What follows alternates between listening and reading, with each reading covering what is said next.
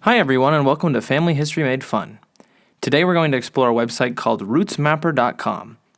And this website can be accessed through any web browser, although I personally prefer to use Chrome. So we're going to type in that website there, and this website is meant to be used with FamilySearch.com. And it's great if you already have a few generations inputted into Family Search. Unfortunately, it won't work if you don't have anything in Family Search. But it's going to ask us to log on right here, so I'm going to put in my login information. And what Roots Mapper does is kind of self-explanatory. It maps your roots. It shows you where your ancestors come from. So as I put in my login information, it's going to populate the map with some points. So I can see some of my ancestors from a few generations back. Some of my family members are alive, so it won't show them. But I can see some of my ancestors are from Texas. Some of them are from Arizona. And if I hover over their names, I can see when they were born and when they died. But let's make this more interesting. I'm going to click over here where it says start, and I'm going to change it to say 4 generations. So that'll go back to my great-great-grandparents. The map will populate with some dots, and we see some additional people. We see some more people from Texas, some more people from Arizona. We see a couple people from Kentucky, and we see a few people from Utah, and it looks like one person from Idaho. So that's pretty neat. If we click on one of the dots, we can get more information. This is Beulah Hodge, my great-great-grandmother. She was born in 1887 in Kentucky and died in 1964 in Phoenix. So if we also click on expand on their name, we can get some more information that's available from Family Search. We can add a couple of her generations to the map as well if I wanted to see where her ancestors came from. So if we do that and then we exit out on her name, we see that she had some of her ancestors from North Carolina, so pretty neat. So now we're going to go back, and instead of selecting 4 generations, we're going to bump that number up to 6. It's going to take a while, just a little while, to load the data. It might take a little longer depending on your computer speed, but that's normal. So it's going to say plotting. It's going to plot the points on the map, and we see that as we go back more and more generations, we're going to get more and more people, which of course makes sense.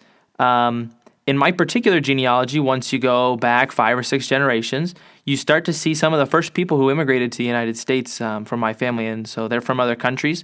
Some of my ancestors are from Sweden, Denmark, the United Kingdom. Sometimes multiple people were born in the same location, and if this is the case, then you can click on one of the dots and it'll reveal multiple people from the same place.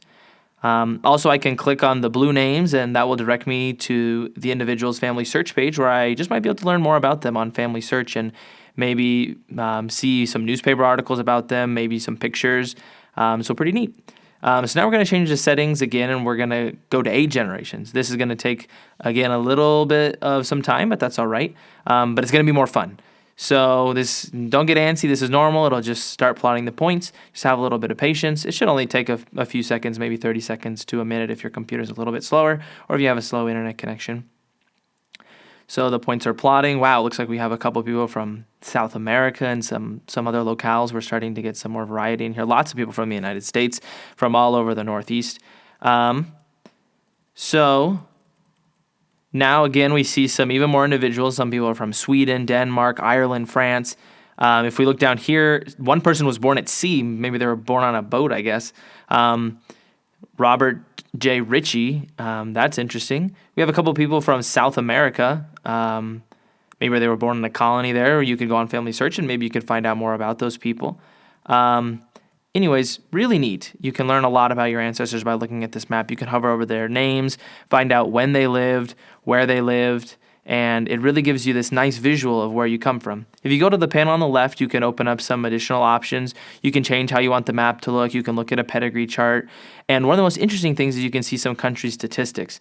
So it'll show you how many ancestors you have from each country. And it looks like I'm primarily American. I have a lot of ancestors from the United States, but I have some other European countries thrown in the mix. A person from Canada, again, like a person born at sea. Lots of variety here. And this will be very dependent on your particular ancestry, where you come from. Obviously, this is obviously something very personal, but it's certainly neat to see this information and to see this data. So thanks for watching this video, guys. I hope you enjoyed it. Let me know in the comments if you have any questions. This has been Family History Made Fun, and I hope you enjoy using this website to learn more about your ancestry. This is rootsmapper.com, and again, thanks for watching. I appreciate it.